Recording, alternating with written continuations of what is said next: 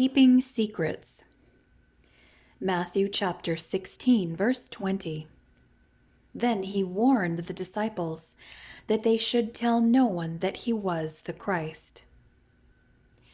Why would Jesus instruct his disciples not to tell others that he was, in fact, the promised Messiah, the Christ and Son of God? See also Mark 8:30 and Luke 9:21. Elsewhere in the Gospels, Jesus demands that people not reveal his identity or his wondrous works of healing. After cleansing a leper, he admonishes him not to tell others, but to go to the priest to make the appropriate sacrifice. See Matthew 8:4 and Luke 5:14. He strictly told the two blind men he healed not to discuss their healings with others, a command which they promptly ignored, in Matthew 9:30. After healing a man with a withered hand, as well as numerous others among the crowd, and being publicly identified by unclean spirits to be the Son of God, he warns the people, and quite possibly the unclean spirits as well, not to make his works and identity known. Read Matthew 12:16 and Mark 3:12. He expressly tells Peter, James, and John not to talk about his wondrous transfiguration, the appearance of Moses and Elijah, or God's audible voice, which expressed great pleasure in his Son, until after his resurrection. Matthew 17:9, and see also Luke 9:36.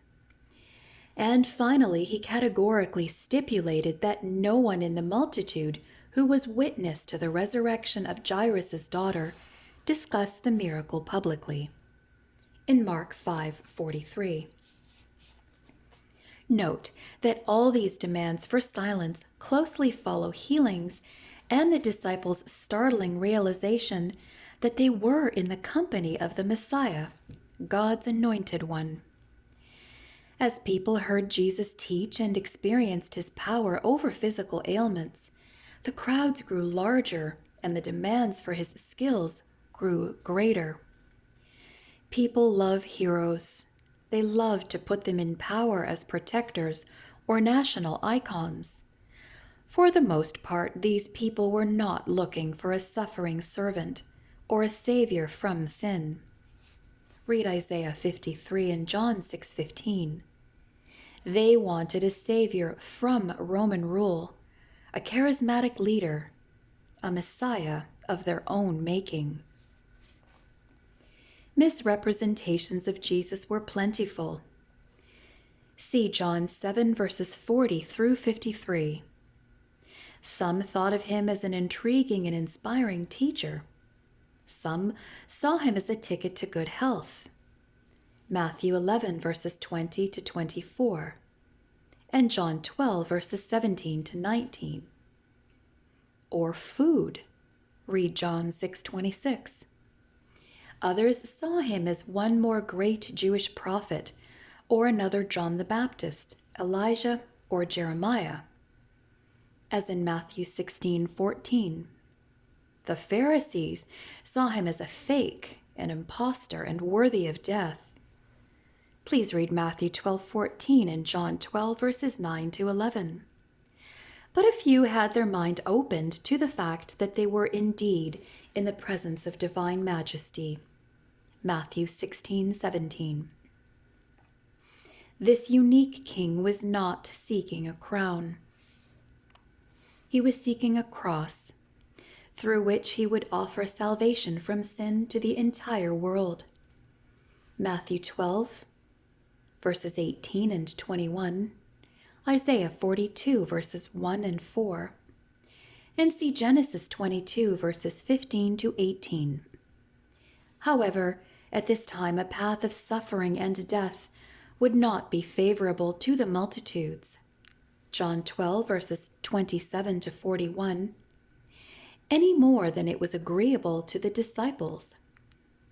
Matthew 16:22, Mark 9 verses 30 to 32, and Luke 24 verses 18 to 21. For the time being, they wanted him to live, but he needed to die. Jesus knew how selfish and short-sighted people are. In time, the attitudes of the multitude would change with the urging of their leaders. Many of those he healed would eventually look upon him with hate. He knew that once the Pharisees, Sadducees, and rulers in the synagogues fully comprehended his claim to divinity and the messianic throne, they would accuse him of blasphemy against God and treachery against Caesar. At his choosing, Jesus would officially disclose his divine identity and purpose before the Sanhedrin. Matthew 16:21, Matthew 26, verses 63 and 64, and Luke 9:22. Until then, and fully aware of human fickleness, in John 2, verses 24 and 25, he occasionally asked the crowds and his disciples not to make his works or true identity known.